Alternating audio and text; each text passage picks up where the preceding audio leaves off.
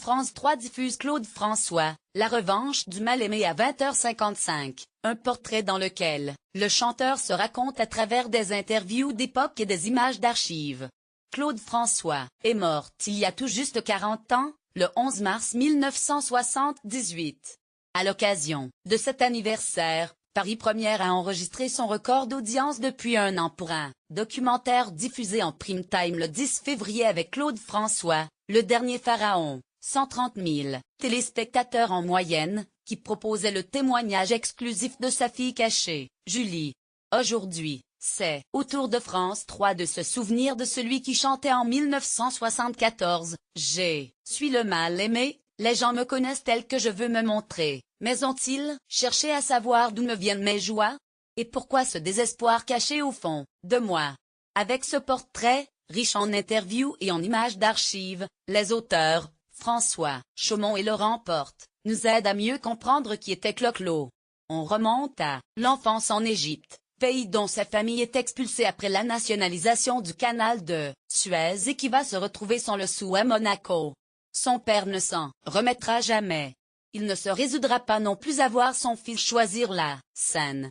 Car Claude François se lance comme chanteur en 1959. 2 ans plus tard, il tente sa chance à Paris. Pour son deuxième disque, en 1962, il adapte Made to Love, des Everly Brothers, qui devient Belle Belle Belle. Le 45 tours s'écoule à 1,7 million d'exemplaires. Dès lors, il ne cesse d'aligner les succès, dont le plus grand reste comme d'habitude, par sa diffusion internationale. Cette chanson a été faite sans besoin de réfléchir, car c'est le cœur qui a parlé. Je pense qu'elle atteindra les gens, car elle est vraie, confiait-il à sa sortie. Comme d'habitude, qui évoque sa rupture avec France Gall, deviendra, plus tard My Way, par Frank Sinatra, reprise également par Elvis, Nina Simone, et tant d'autres. Aujourd'hui, Claude François, c'est 60 millions de disques vendus, dont la moitié après sa mort.